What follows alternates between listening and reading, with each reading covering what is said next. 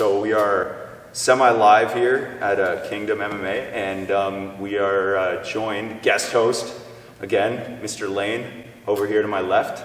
And we got a very, very, very important special guest that Laine's going to introduce for us. Yeah, my longtime training partner, coach, and friend, Aaron Kapiczowski. Welcome to the show, man.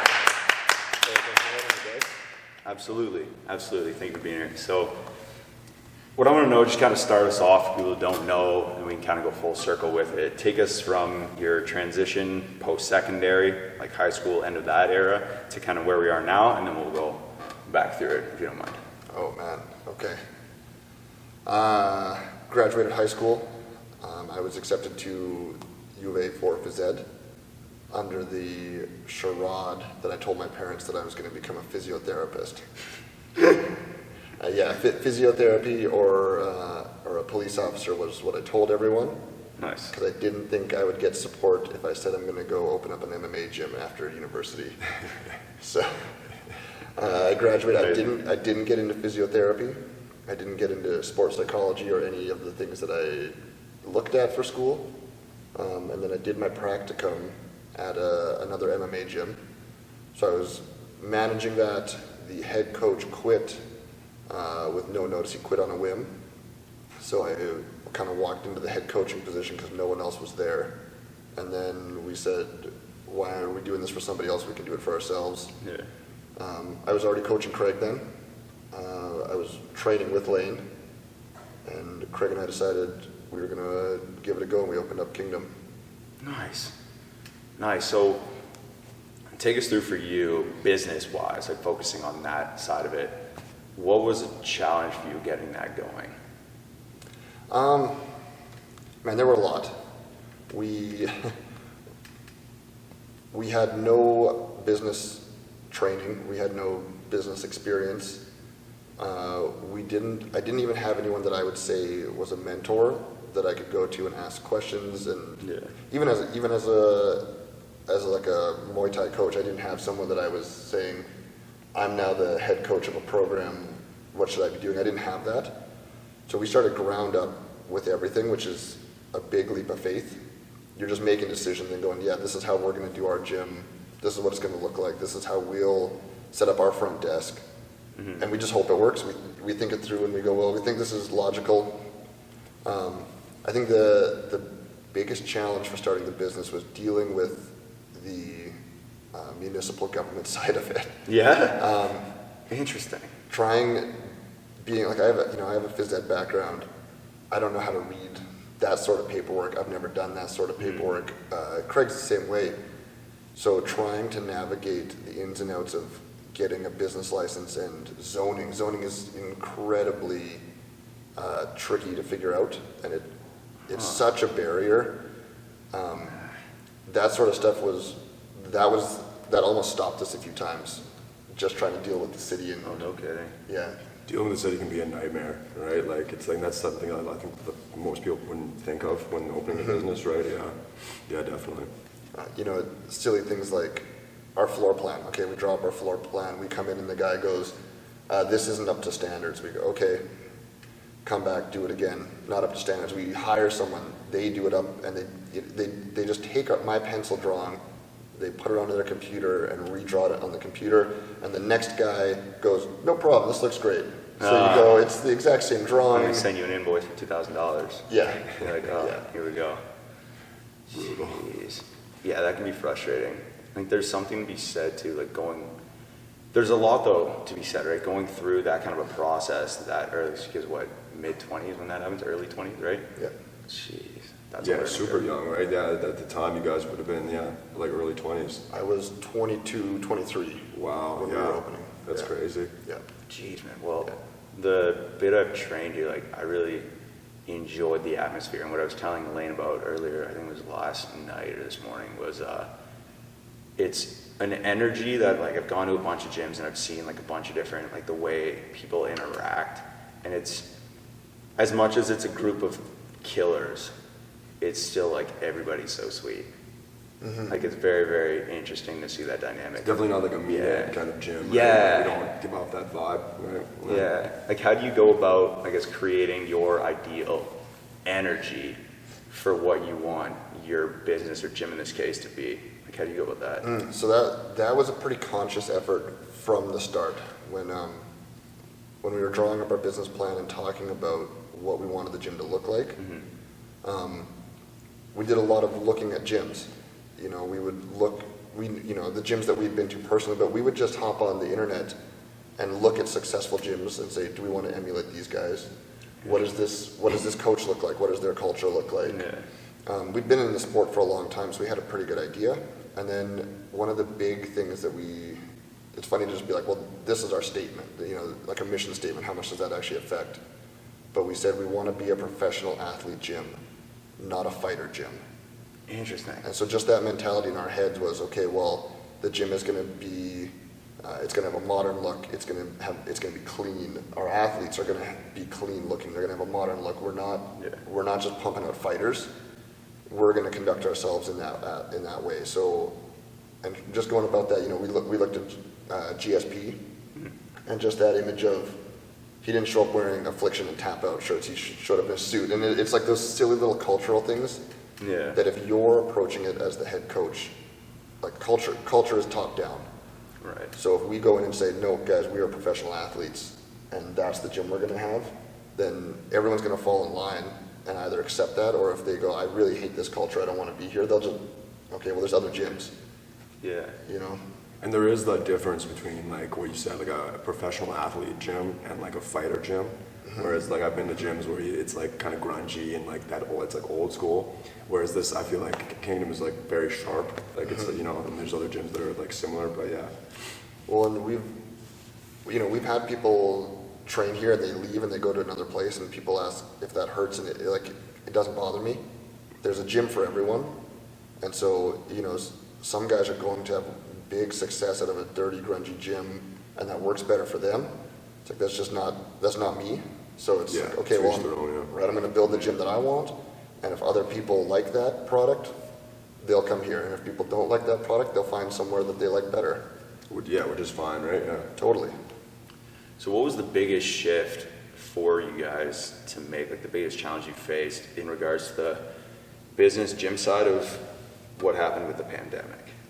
Because Laine was telling me earlier that you guys nobody got really much information from the government, right? Like there's just like, okay, this is closed and then that's it.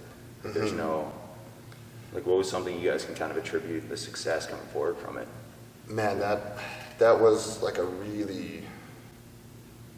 scary time. Yeah. And for what you guys said, it's I heard about COVID, I think I heard about it 10 days before we were closed. Yeah, there was no like notice, right? Really? It was just kind of like bang, like come shut it on. down. Like, I came into work. Craig was watching a YouTube video and saying, "Man, what do you think about this?" And I said, "I haven't heard about that." And he said, "It's pretty scary." And I went, "Nah." Yeah, don't worry about it, man. Like, yeah, exactly, right. Yeah. And 10 days later, we were closed, and we were told 2 weeks, but I couldn't believe that they could just close my business. Yeah. We got basically no aid. I think that a lot of people thought everyone was getting a lot of help. A lot of people just don't qualify for it. You have to check all these little boxes. We qualified for loans. Yeah. We didn't really want to take out loans. We took one. No, those are tricky. Took one, we paid it back. Nice. But you don't want to take on a whole bunch of debt when you don't know if your business is going to reopen. So there was a lot of strange things. We have always been frugal. Right from day one, we had a lot of other people tell us that we weren't spending enough to open up our business. You have to take on debt. You need to build the facility, and they will come. And we didn't take that approach. We built really slowly, so that when the pandemic hit, it's like we had no debt. We had no costs that were constantly coming out. We could totally shut down here and just pay rent, and that was fine. It's like, well, we're just paying rent. That's the only expense we have. Nice. So that was good. My wife definitely helped me out. My fiance, soon to be wife, but my fiance definitely helped me. Yeah, thanks. Yeah. It's nice to be in a position where I can say, well, I guess I'm not taking a paycheck, but she can support us. Mm-hmm. And then, we had just enough members that we could pay rent. Nice. And again, I just attribute that to culture. We have people that are not fighters that just value the place.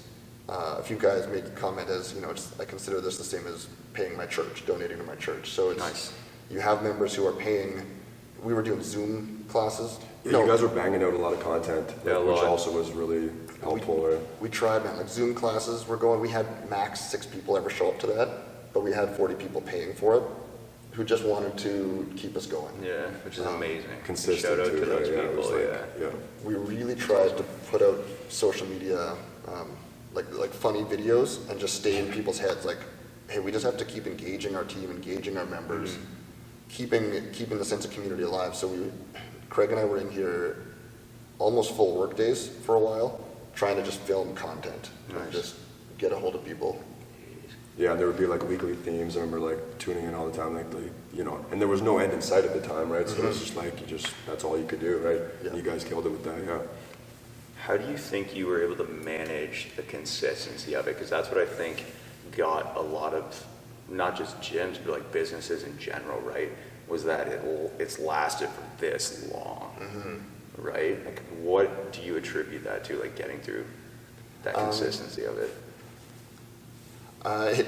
It happened. I wasn't consistent for a while. There was a period where I was playing a lot of Call of Duty and not I wasn't allowed to work. There's nothing so. Yeah.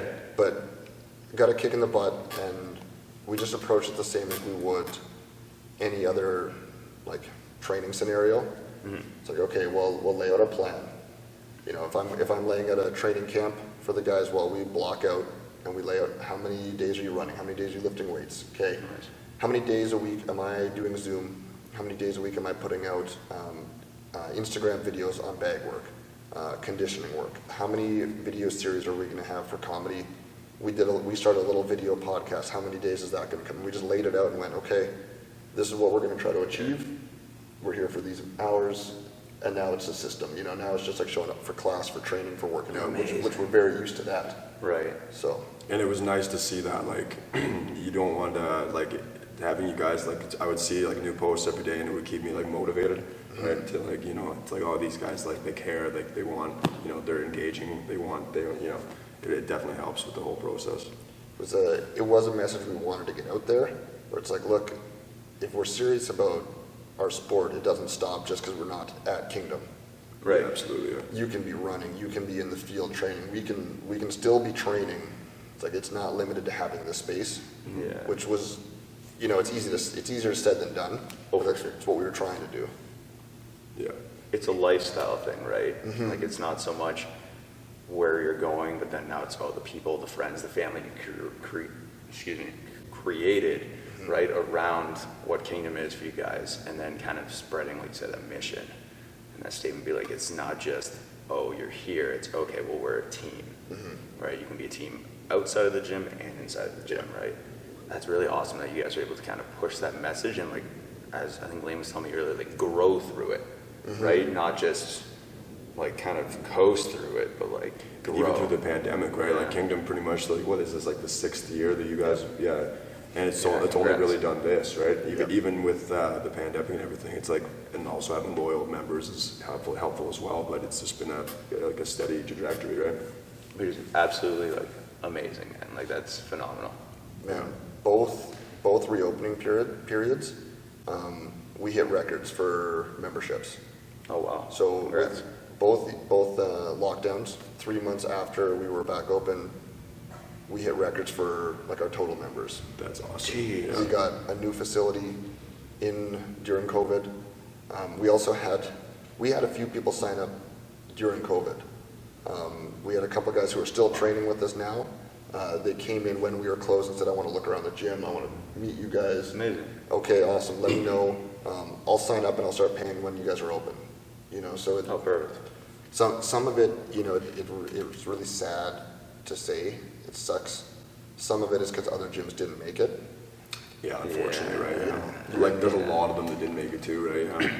Yeah. Other gyms didn't make it. Other people used it as a way to get out of their contract at their gym, some of that stuff, and you go, well, just because we're here, we benefited. Yeah. Right. That's awesome. Now, from a business kind of standpoint, after the 6-7 years you're into now, what would be like, when you guys set out, what did you believe like success was like for you guys as a gym? Would it be like having X amount of professional athletes under your belt, or would it be reaching X amount of pro fights for certain people, or like what is the minimum bar of success for you guys in terms of business? Kind of twofold. I said I want us to both be able to fully live off the gym. Amazing, yeah. Which, you know, that's like the bare what you want. That's Yeah, all right. of you, yeah, for sure. You know, and we didn't for the first year. You know, the 6 months you don't take a paycheck when you own a business. Right. So it's like, well, I would like to be able to buy a house off the gym someday. Okay. And then, but always priority number one was a consistently winning fight team. Nice. You know, I'd say 70-80% of my members are not fighters and will never fight. They're not interested in that. But again, that is a top-down thing. If you have a really competitive fight team with a great image who are winning fights and are professional about it, more people want to be a part of that, even if they never want to fight. Yeah. So, you know, and that's why I'm here. I didn't really open a gym to coach, you know, intro-level kickboxing fitness classes. I opened a gym to coach professional fighters. Right. And to have them compete at the highest level we can get them to. And so that, yeah, we have a consistently winning fight team, and Damn right. we have another, yeah, right? I would say we're on our second generation of guys going to be starting soon. You know, we have, like, Laine has been with us from day one, Mitch has been with us from day one. Some of these guys, they're now, like, at the top of the totem pole, you know, and we have a new group coming in, and so that's cool to see. Lots of promising, like, young guys, like, you know, Dawson's right there, like, you know, yeah, it's exciting to see. Right. So that says our system is consistent. It's like, okay, well, we can consistently produce good athletes. So then the next bar for me, we've achieved both of those. The next bar is to put someone in the highest level, right? UFC, Bellator 1, Glory. You know, now I'm not satisfied with this.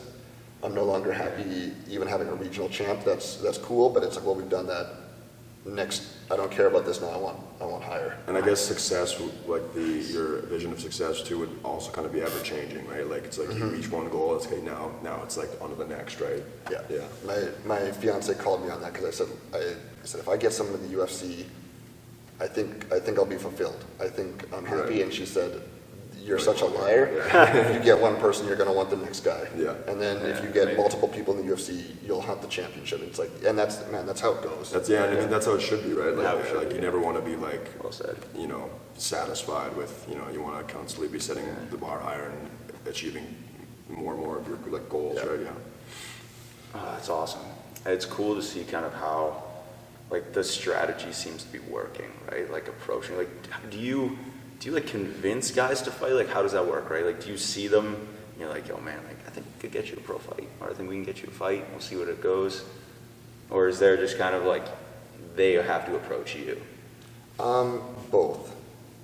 You know, I make announcements semi-frequently in class saying, hey, you know, everyone can come spar. In our sign-up package, there's a little blurb about, hey, if you want to compete, come talk to us. Right. You know, I say that, hey, if you're interested in fight team practice, come talk to me and I'll tell you how to get there. So the people that approach me, I just go, okay, well, this guy wants to fight, cool. Sometimes there are guys who are, you know, I think they think they're being really respectful, they're just quieter people. Well, I'll go and say, hey, you're welcome to come to fight team anytime. Oh, nice. If you want to fight, you're welcome to. And you know, if I don't push it further than that. Nice. If they don't want to come, I'm not going to ever pressure anyone to fight. Yeah. Yeah, you kind of you have to want to fight. Like there's no one's gonna be able to be like, hey, I think you should fight. But okay, it's like it's something you have to want to do. Yeah. Like for sure. Yeah, it's good that there's like an opening that you can kind of, you create the chance for an opportunity for them to do it, but there's no, because that'd be bad. Just kind of pushing somebody to do something, not just that they don't want to do, but like, they can get hurt. Yeah, no one should be pressured into fighting. No, not at all. So that's something that, do you have, so once they get there, right, take me through kind of your strategy to coaching them to that next level. Like, what does that look like, if you can share that? How so? Like a fighter to a higher level, or Yeah. Okay. How do you coach that kind of path? Man, that is still relatively new to us, right? I don't have anyone in the UFC. So that's the goal right now, is to get someone there. So I guess our approach is like keep doing what we're doing. I'm constantly going to elite level coaches and stealing their stuff. Frankly, that's how you do it. That's the way to do it, yeah, for sure. What works, what doesn't work, right? Yeah. 100%. I don't study athletes. I watch fights every day, but I study elite level coaches and go, okay, this guy has this many elite level fighters. I don't count gyms that have one flash in the pan. What is Javier Mendez doing at AKA? What is John Danaher doing? And let's study it, and when I think I get something, let's put it into the program. It was a challenge for a while, because if you don't have a large group of talent, then your best guy doesn't get much reps. It's hard. Right. Okay, so now we've got a pretty big group of guys, so that everyone can get a lot of work. All right, so that's kind of, we have a good system. Now we have a talent pool, and now a lot of it's going to be winning fights and management, right? Which is something that I still don't know much about. I'm not a great manager. I don't know how to play the games of booking fights with Games. There's a lot goes into it, right? Every fighter I know wants to fight the absolute toughest guy that they can. Right. That's not necessarily how people get to the UFC. It's okay. We have to scout opponents, make sure that we're winning multiple fights in a row. Yeah, it's huge. Social media presence does matter. Having a manager that has a boss who has someone in the UFC. Otherwise you're just waiting for a phone call. Well, you don't want to just sit around and wait for the UFC. Nothing ever happens for those people. Yeah. So we're learning that. We have a manager for Craig now, who we're learning a lot from, and so I guess that's kind of the next step. So I think we have the talent. I think we have the system. Now it's getting fights booked and getting fights booked well through a manager. The only other thing that I'm really starting to encourage of guys is when they're a good level pro, I think we send them to somewhere else. Interesting. Go to another big camp. Go to another camp that has other guys in the UFC and has put other guys in the UFC. Yeah. And go there. Almost every elite fighter I know does that or has done that. So it's like, well, Yeah, different looks, different skill. Just that. I think that's really important too, because you want to be in the same pond all the time. Yeah, you want to be you don't want to be comfortable all the time either. Yeah. Yeah. Why did George St. Pierre go to Greg Jackson's when he trained at TriStar? Yeah, Yeah. exactly. Yeah. For that reason. Because it's good to go get another elite level coach's opinion and train with other high level guys that aren't your friends, and it's not your business, it's not your hometown. Yeah. So Take it completely out of your element. Yeah. You're just going against a bunch of new people who you don't know, new space, new city, new province, country, or new country in that case. Yeah. And that's what I think is really cool with the sport and where it's kind of going, because it's still, talking about this earlier, Laine, but it's very, very, still relatively new, right? So kind of seeing how everybody develops, and people develop quick, man. It's ridiculous. But going to other gyms and kind of seeing like me being here this weekend, for example, right? Seeing completely different styles than what I'm used to. Because you plateau in rounds when you're used to the same guys, the same 6 or 7 rounds with people. It's okay, you know how this guy's going to tap me. I know how this guy's going to tap me out, but I know how I can tap this person out. But then there's no what if. Whereas okay, it's all new people. I don't know what belt or level you're at. So there's different things. There's a lot of unknowns, right? There's a lot of uncertainty. And I think it makes for just a better athlete and more confidence, just as a person in general. I think one of the biggest things about going to a different camp, if you're on the cusp, if you're a pro and you think, man, I think I could make the elite level, well, go be around guys who are in the elite level, and it's going to do one of two things. If you're not doing something that they are, it's going to show you that. Right. Where you go, man, I hung out with these guys for 3 weeks, and they train way more than me. or the intensity of their training is higher, Yeah. or I talk to them and their diet is way better than mine. Okay, well you're going to see that and you will know that and you'll make that change, or you're going to go there and go, hey, I'm doing the right things, and actually their classes look the same as ours, and their strength and conditioning is about the same as mine, and now you've got confidence. Now you're not sitting there going, I don't know. It's you've either seen it and you've seen a deficit in your training and you've improved it, or you say this is fairly comparable to what I'm doing, and I know that I can make it. Yeah, it's awesome, right? It kind of lets yourself know that you're on the right track. Yeah. Right, like what you're doing is not a waste of time. Yeah. It allows you to gauge like where you're at too. Yeah. Like, I don't know how else you would really do that if you stayed at the same gym all the time. Yeah. Like, Yeah. Roll with the same people.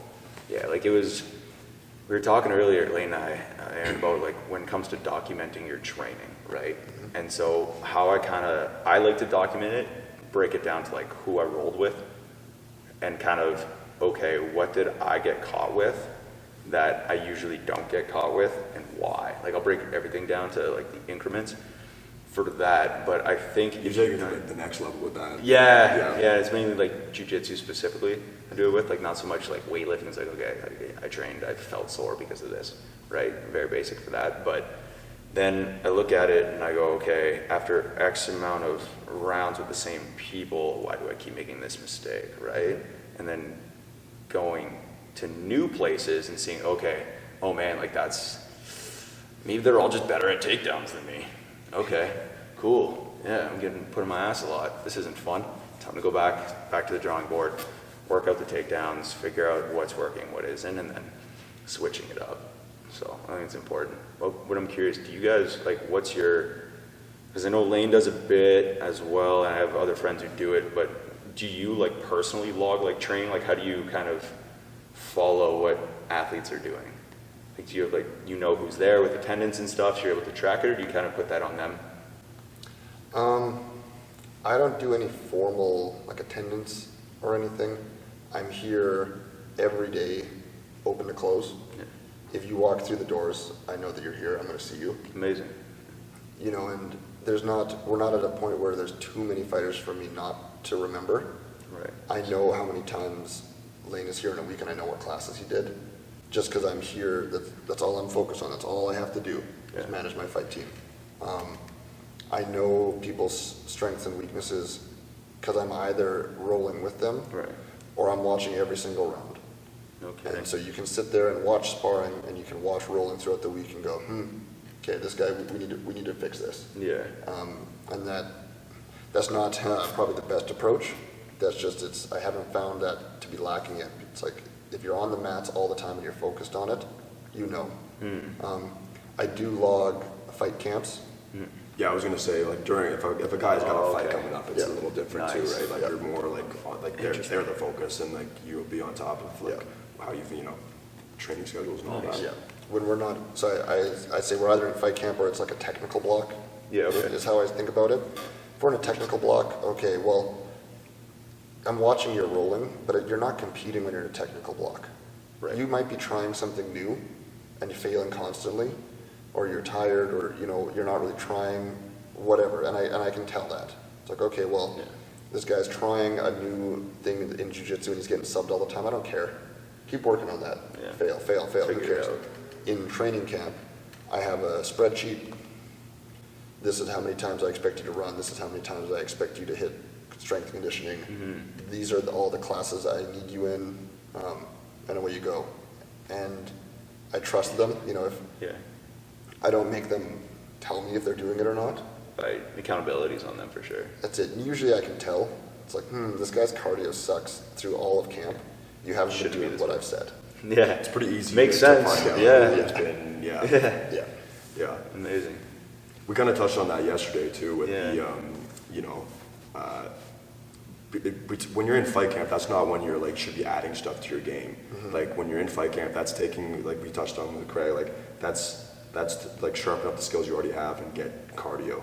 Whereas the technical blocks are that's where you get better, right? I think a huge part to adding to the fight camp and everything, it's because we've gone back and forth on this a bit, Laine and I, but trying your best in rounds and just not kind of gym etiquette number 4, I think it is, like the no give up.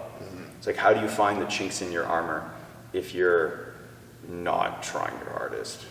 Like if you're not taking it seriously, right? Like I don't. Yeah, like you should I be can't pushing remember. yourself on a daily basis, right? Yeah. Yeah, I think in a technical block, you're not in camp. I think you push yourself by exposing yourself to unfamiliar situations. Yeah. You try new things. You play the other guy's game to see what you learn. Yeah. I think in a fight camp, my philosophy, and I say it, is if you're in fight camp, I expect you to win every second of every round. Jeez, okay. And that's the goal. Yeah. Oh, for sure. And it sucks for your training partners, but that's what they have to put up with. And when it's their turn, you'll put up with it for them. Exactly. So you get taken down. It's like, that's okay. That's a mistake. You get up and you now win that round. And I'm behind because I just got taken down. I get up. I have to put him against the wall, take him down, and beat him up. And that's every second of every round needs to be won, or we're at least attempting. Yeah, you're trying. We are trying to win. Yeah. Absolutely.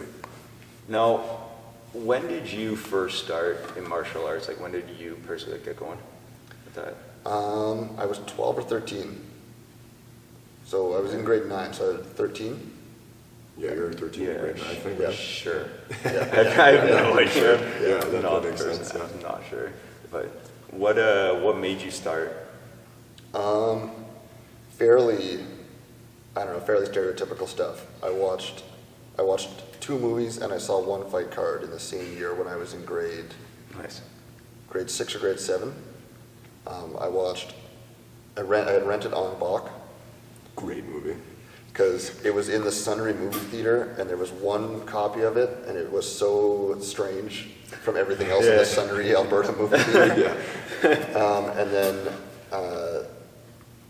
like in that same month, I had bought a Bruce Lee DVD. Amazing. Classic, yeah. Right, so I'm in grade 6 or grade 7. I watched those, and I think like, hey, martial arts is pretty cool. I want to do martial arts.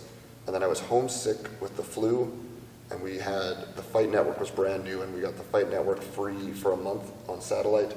And Let's go. Yeah, Let's go. And they were playing every K1 Grand Prix from like '95 Come to on. Yeah. And so I watched Remy Boniowski win the 2003 Grand Prix. Don't quote me on that. I think it's the 2003 Grand Prix, Nice. and he I fights wouldn't know. Musashi in the finals.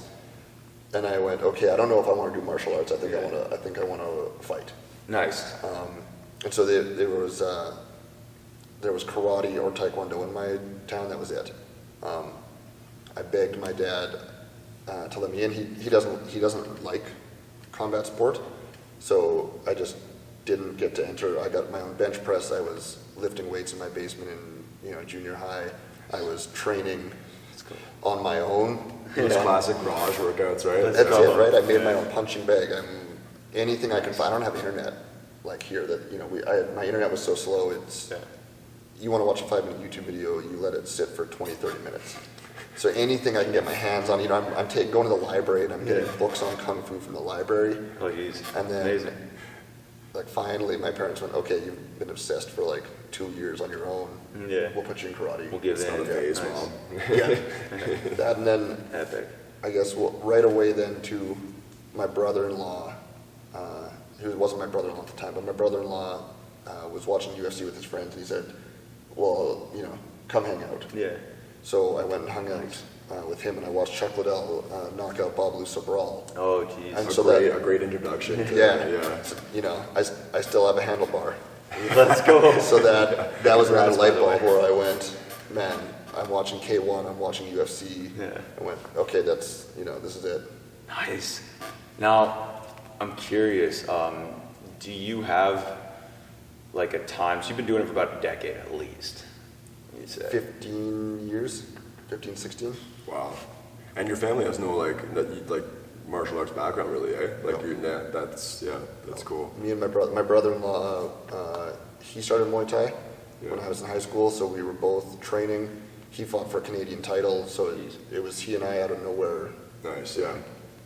Have you had a moment, I love asking this question, so do you have a moment or an experience where you were just out and about, minding your own business, and somebody wanted to like maybe saw the ears or wanted to get into it, or like found out you trained and wanted to challenge pick a fight with you? Yeah. Yeah, not so much out and about, not in like a rough way. I don't look like a fighter. My ears aren't bad. Yeah, it's true. Yeah. You know, I carry myself, you know, you see my glasses, my short, like I carry myself pretty, I wear a fanny pack. Right? Like, Amazing.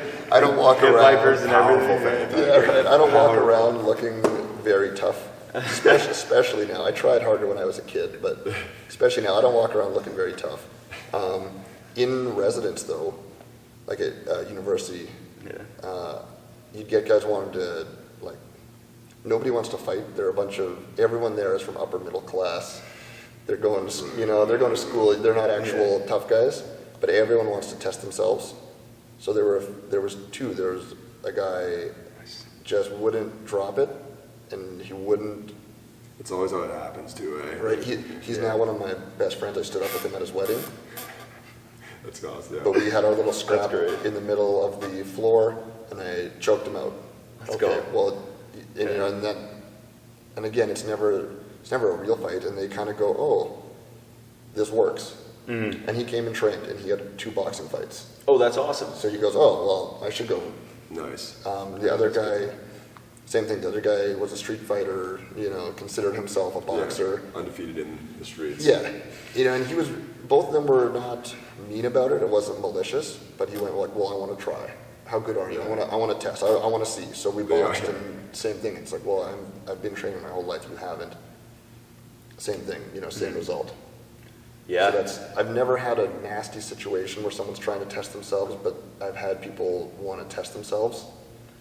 And ironically, like you've had some altercations just at the fights, right? Like on occasion, like Yeah. you know, which is Yeah. like kind of like, you know, I mean, we don't have to get into that, but I mean that's kind of funny, I think. Yeah, I think some of that is I don't look like every other MMA coach out there. Right. And I've never fought, and most of them know that. Yeah.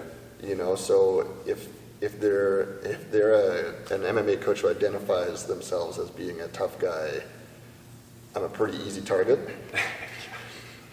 But I also just know it's like, well, what are you going to do? Yeah, exactly, right. Yeah, that's so silly. I've also trained. We're in the middle of the cage at Unified, Yeah. surrounded by the commission. Yeah. What's going to happen here, man? You're going to hit me. I've been hit before. Like nothing's Yeah. going to happen. Been hit you know? before. Yeah. Crazy. Amazing. Do you have something that kind of MMA, like the training or coaching even, has taught you that has applied to life very well for you?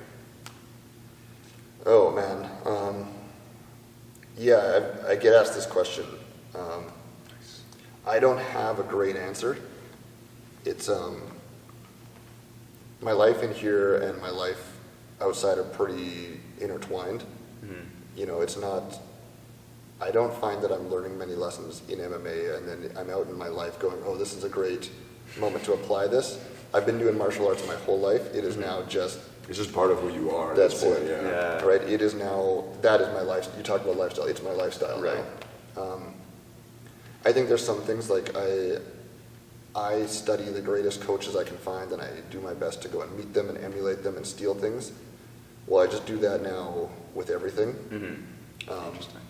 Now, if I was going to restart a business, the first thing I would do would be go talk to an expert businessman and steal everything that he did.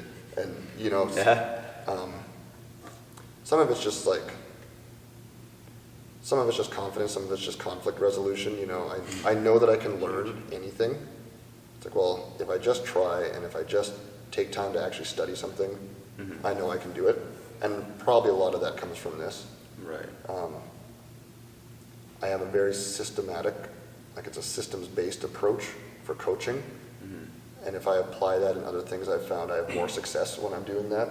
You know, you're planning anything at home. You know, I'm doing a renovation. It's like, well, first thing I do is I'm going to go hop into YouTube, Yeah. study that, and then lay out a system. And that's what I do with MMA. Yeah. Is I watch videos, I steal from the best, I lay out my system. Yeah.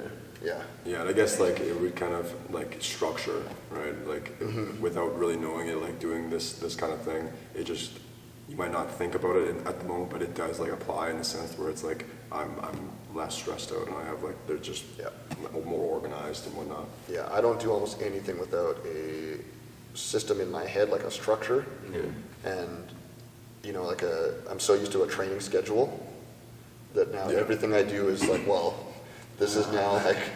This is what we do on Mondays. And, you know, if I'm training my dog, it's like, well, it's Tuesday, so we should do this for training, and it's Thursday, so like, you know. Yeah, and you've been doing for so long at this point that it's just like it's just regimented, right? It's just, it just is what it is. So with that regimen, I'm sure you've seen it, Laine's seen it, I've seen it. People kind of quitting or not having like the hardest like work ethic when they come in the gym, but they want to be there, right? How do you instill like a never quit kind of hard knocks mindset, if you will, into somebody who maybe doesn't have it, or like kind of switch it if maybe they don't, and they might be, because I don't think you can be past the point of no return, but I think it always comes back into it, right? That's really tough. I'm not a motivation coach. You know, I don't like lead, it comes up to the individual, right? Yeah. I don't lead classes where we get pumped up and I'm encouraging you. Like that's just not me. You know, I know sometimes my classes are for especially like beginners, right? Fight team practice, they want to be there. I expect them there. Yeah. Beginner practice, I'm sure some people think it's pretty dry. It's not that exciting. I'm not here to coach, you know, a Zumba class. I'm here to teach you how to fight. Right. I think like baby steps is important. If there's someone who, man, I've been through all these different sports and I quit everything and I don't have motivation, okay, well just get here. If you just, and I tell people that if they approach me about it, I say, look, set a schedule. Right. And don't bite off more than you can chew. That's a big thing I give beginners advice on. They go, well, I'm going to be here for 5 days a week for 2 hours. I go, no, you're not. I want you here Tuesday, Thursday for 1 hour. And that's it. Interesting. That's it. And when you can do that consistently, guess what? You've taught yourself self-discipline. That's discipline is not bowing at the start of class. No. It is saying, I'm going to be here every Tuesday, Thursday. Consistency. Right. And when you're here every Tuesday, Thursday, well, pretty soon you will start trying harder every Tuesday, Thursday. Right. And when that's normalized, cool. Why don't you start coming to Monday too? Okay, and that's good. Well, why don't you come Gradually, sparring? Right. And now we're at 4 days a week, and you're sparring, so you're probably trying hard. Yeah. You know, you have to build that up, but I can't do it for them. Right. They've got to actually show up. I don't live with them. You know, and I say that to people too. It's, hey, the gym is always here, and the gym is always open, and I will always coach you. But you got to get here. Yeah, that's step one. Yeah, you're not gonna like, oh, are you coming to class today? It's like, no, it's like that's on you. Yeah, you're not gonna go pick them up. Yeah. I'll do it to my fight team. Oh yeah. Oh yeah. If my fight team is late for sparring, I will text them, and I don't ask as a question often. Sometimes I'll put it as a statement. You're coming tonight. Yeah. Yeah, absolutely. But if you're on the fight team, we have a different relationship. I can now demand things of you. Right. You expect more. Yeah. As you should, right? Yeah. Like they're there, they want to be there, they're meant to be there. Yeah. Amazing. I really like that approach. That's really smart. It's kind of like what we went over with the fight team meeting not too long ago, right? Like it's like, like if you want to fight, like that's great, but like you can't don't sit there and say I want to fight if you're not on the mats putting in that work, right? No, that's really cool. That's really cool. I think that's very, very, like I said, smart. And I think a lot of, like, do you see that though with younger athletes, or is it more just like new people of all ages? Yeah, I don't think age has anything to do with it. You get a lot of people in here older than me that you end up treating like they're an 18-year-old because they've never done anything consistent in their life. Yeah. And that's not a knock against them. Maybe they have 4 kids and a job that is crazy, but they say, well, I want to get in shape. You know, sometimes it is a young kid who goes, I want to be a fighter, and they've never had a role model to show them that. They've never done a school sport that taught them that. They've never learned that. Yeah. You know, so both people are the same for different reasons. Huh. Now, do you have? Oh, sorry. Go ahead, Laine. No, go ahead. Now, do you have kind of looking back and like, well, young in your career, obviously, but do you have a favorite like coaching moment that you can remember? There's probably a few. Yeah, there's a few good ones. I'm curious. I mean, anytime a fighter wins. Yeah, man, I don't know. There's one of the first fights I cornered for Craig. It was the first time I'd been the first fight I cornered for Craig. He knocked the guy out in the first round, so I didn't get to do anything. Second time I cornered for him, I actually got to go in, and the first round went badly for us. And I went in and said, okay, new game plan. Stop doing what you're doing. I don't like it. You're going to do this and only this, and we're going to win the fight this way. And we went on. He won the next 2 rounds doing that. Let's go. And so that was a moment where I went, oh, I was pretty proud of that. I was. Yeah, That has 100%. to feel good. I was like That's 24, awesome. and I went, oh, that seemed like a pretty pro move. Yeah. You know, Just it was doesn't- what it was. That's But- crazy too to be That's like awesome. 24, like, cause like you see some coaches like they have a lot of experience, but I've seen some like horrendous coaching where it's like that's not what that guy needed to hear in that moment. So to be like 24 and like have like the wherewithal to be like, okay, we need to do this, and have it work out like that is pretty awesome. That said, I recently just had a fight where I made some pretty bad cornering mistakes, and nothing was that bad, but I'm not proud of how I was in the corner. And so, man, it goes both ways, and Yeah. I'm more experienced now than I ever have been, and I got emotional in that fight for whatever reason. And you go, oh gosh, you look back and that's not what needed to be said. That was a mistake. Don't do that again. And so it's a learning process too, right? Like every fight is a little different, and there's so many variables going on. It's a chaotic environment, so yeah, no, that's good. Now, I asked Craig the other day about nerves before going in, like to a fight. But what about going in? Like, what happened nerve-wise? What's going through your head before coaching somebody? Oh, I think I'm definitely more nervous than any of my fight team. I was gonna say probably like almost as much. if No not more so. way. Yeah, it's a bit of a joke now. I used to throw up before fights. I would sneak to the bathroom and like. No kidding. Yeah, I was horrible. I wouldn't eat.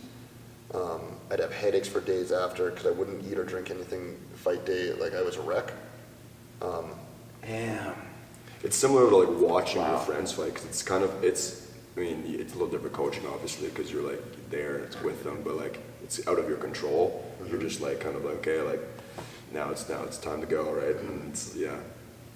Some of it is like I put some expectations on the fights, where because I'm so young, in my mind it's well every fight matters, Yeah.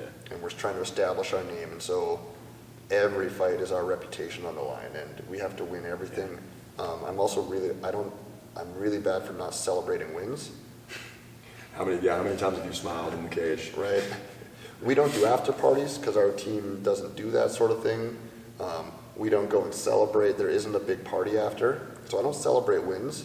But man, I'll obsess about losses. So I'm a horrible loser, and You don't show it though, which No. is good, but like internally. right. Yeah. And so I put that pressure. It's all self put on. Yeah. The nerves are because I hate losing so much. It's not fun. No, it's not. It absolutely sucks. No, and I know it's probably I need to take some precautions so I don't die young with it. But I also think it's like, well, man, I should not be happy losing. No. I shouldn't be comfortable No, losing. yeah. If I want my team to have the success I want them to have, then I should hate losing, and we should do everything we can to avoid it. And it's holding yourself like to that standard of coaching, right? Which is good, right? Like you hold yourself like this is how I want to be like as a coach. That's it. My mentor, he talks about that, and he always says, if my fighter wins the fight, they did their job. If my fighter loses the fight, I screwed up. And so if you take that on yourself as a coach, which I try to, then Laine wins, awesome job, Laine. Go have fun tonight, you killed it. Nice. If Laine loses, immediately I go, well, why did he lose? I could have seen that in training. We didn't have him prepared. I didn't do the right. It's not Laine's fault. Yeah. I trust that Laine has the skills to win. I didn't get him ready for that win. Whoa. Interesting. Interesting. I want to go back a couple seconds ago. You said you don't celebrate wins. Why? Well, I mean, like, I'm sorry to cut you off, but like, it's like we celebrate, but it's not like a big like thing, right? It's like Right. it's not like we're not gonna throw a party and like have a and it's like Open house good job, and shit. like you did your job, like that was whatever. Yeah. Some of it is that mentality of, I don't celebrate, it's not like I'm going and partying and being, it's not this, man, euphoric, we're having the best night of our lives. Yeah. But if you lose, sometimes it feels like the worst night, so it just, one feels worse. I encourage my fight team to go out, but some of it is that mentality of, he won, because, he won and he won. He did his job. I don't get the victory. Right? It's not my victory. I don't get to go claim that and go like, oh, I feel so great tonight. I also have the approach of, we shouldn't be surprised by winning. That's what I was Should be thinking. expected, Yeah. right? Yeah. Yes, you You're went like, we're out winners, we're and gonna did do what this. we planned to do. Yeah. Why are we losing our minds in excitement? We should have expected this, and we did expect this, Yeah. and this is what was planned. Yeah. So what's the celebration for? Yeah, act like you've been there before, bro. Yeah. Amazing. Which is not, that's not, it might not be the nicest way to approach it. That's how I approach it. Hey man, if it works, right? If it ain't broke, don't fix it. It makes a lot of sense, and that's where I thought you were gonna go with it. To be honest, I was like, yeah, we're meant to be here. We're winners. You put that out here with like the way you guys carry yourselves in the gym and the atmosphere and like the confidence you exude. Like it's to be expected, right? All that said, like, I'm only speaking for myself. Right. I want my fight team to go out and have fun. As an athlete, it's like you have to. Because if you take those losses way harder than you celebrate your victories, it's just such a brutal sport. Yeah. Right? So this is my philosophy as a coach. I don't really want my athletes like that. Yeah. Yeah, enjoy your win. Go have fun. Don't dwell on the loss. That's my job. Amazing. Check this out. There was, in my final year of school, we partnered up for a full year. You partner up, right? And there were 3 other people in my group, right? So the 4 of us to do all these classes together and all these projects, right? And before every single presentation, we each had like a thing we did. I had a ritual or like what yeah, you- like a yeah. ritual, dude. But my buddy Amir had the best one, where he would do 3 wind sprints and high knees for 60 seconds in the hallway right before we present. Like, it's okay, guys, get ready to present. He opens the door. We're setting up the laptops and reading over the scripts and stuff. And he's just, Just getting that out of yeah, I wish I could make this up. And he's like wind sprinting and like, he's like bringing his knees up. Short soccer player kid. Oh, it was too funny. So I'm wondering, do you guys have any, both of you, have any like rituals before going out to fight or before going out to coach that you guys do? Like, do you tie your shorts in a certain way or put your mouth guard in last? I don't know about Aaron, but I don't really have any like ritual thing that I do. One thing I do is like I just kind of I'm not very religious. I don't like pray. I just I hope that both me and my opponent have a good fight and no one's seriously injured. I always just kind of like try to. I'll also like write down things in like a journal, like fight day, just kind of like just like positive self-talk, just to get my mind kind of like in a good headspace, and then I'll smudge as well. Nice. Yeah. I like that. Yeah. I like that a lot. Yeah. What about you, Aaron? Not really. I don't have. I try to take my cornering job very seriously, so I guess like I do the same things every time. I don't know if I'd call it ritual. I pack the fight kit the exact same way. I know how to wrap hands very well. Nice. I still watch the same Stitch Duran video just so that when I sit down to wrap hands, I go, I'm not making a mistake today. Nice. I think our warm-up is the same. We have a very structured warm-up. And that, I think, is a little bit ritualistic for the fight team. And for me, there's all these nerves before. Okay, well, when we start our warm-up, it's going to look the exact same. And now there's no guesswork. So I'm on the timer. I know what's happening. They know what's happening. I consider that a ritual. because That's super effective too, right? Like Yeah. every time before I walk out, like when we've done that, I felt like very warm and like ready to go. Yeah. Like just getting, that's really good. right. There's no thought process. There's no wandering thoughts. It's, hey, we're going to work, and I'm going to make you work hard before the fight, and it's going to be the same every time. And so that signals, hey, we're ready to fight now.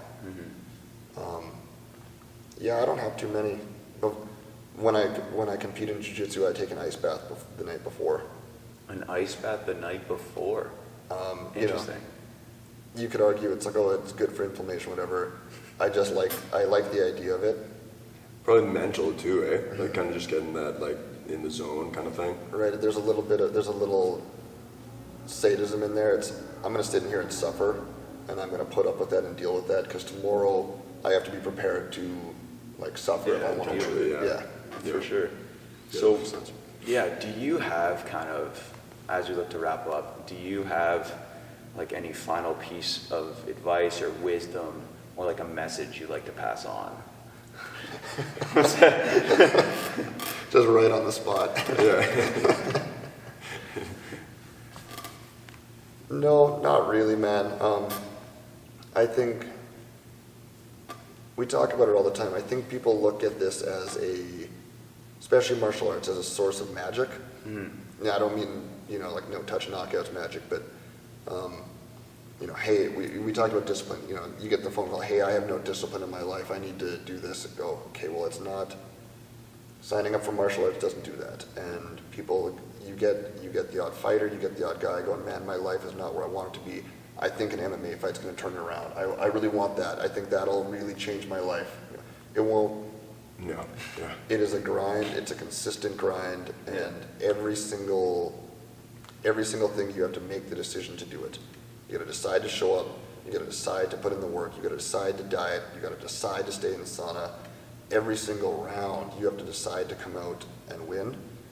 So it's not a magic pill. It's a very slow, step-by-step, based on your decisions. Yeah, and it's not pretty, right? Like it's not all winning, and like you gotta accept the fact that like it's gonna be hard work. You're gonna be uncomfortable. You're gonna be probably getting your ass kicked for a good, few years, probably maybe. Yeah. Right? And it's like it's just a grind, man. You gotta be ready to put in that work. Yeah, nobody shows up to a football coach and goes, I'm just gonna have one football game. That's a bucket list, and that's gonna change my life. Yeah. But it happens every single day here, and it's the same. No, that's not how it works. And how many guys, like, you said, like, God, I'm gonna do this, and this, and they bang it out for a week, and you don't see them again. Like, All the time. Yeah. All the time. And I guess that's like a downer of a message, but I think that's an important message to get out there. Is like, look, it's hard, and it's tough, but if you want change, and if you want to, if you actually want to fight, it's like, well, that's how you're going to learn. You asked about lessons from MMA. Yeah. That's how you're actually going to learn lessons from MMA, Right. is by consciously making those tough decisions every single day. And that's how you're going to actually improve. I don't think you put your kid in karate and they bow and they do a kata and they learn self-discipline and control. No, you learn self-discipline and control by choosing to show up and by choosing to work hard. And when you don't want to sometimes, right? Yeah. Most of the time, really. Yeah. That's where martial arts actually has like a positive effect. Nice. Wow. Yeah. Yeah. Like that. Yeah, that's really good. I like that a lot. Yeah. Now, I'm going to roll out the red carpet for you. Where can people find you? Where can people connect? Where can they train? Fire it away. You can Google us, Edmonton, Alberta, Kingdom MMA. I'm on Instagram at Coach Swirly. It's a great handle. Coach Swirly on Instagram, Kingdom MMA on Instagram, Kingdom MMA on Facebook. It's all the same. Nice. So I just really appreciate your time today. I really appreciate you letting me in the facility and doing the show. And yeah, man, just nice meeting you, and thanks for doing all this. Well, So thank you so much, man. Really thanks for grateful. having me, man. This is an honor. Thank you. Awesome. Appreciate it. Right on. Nice, bro.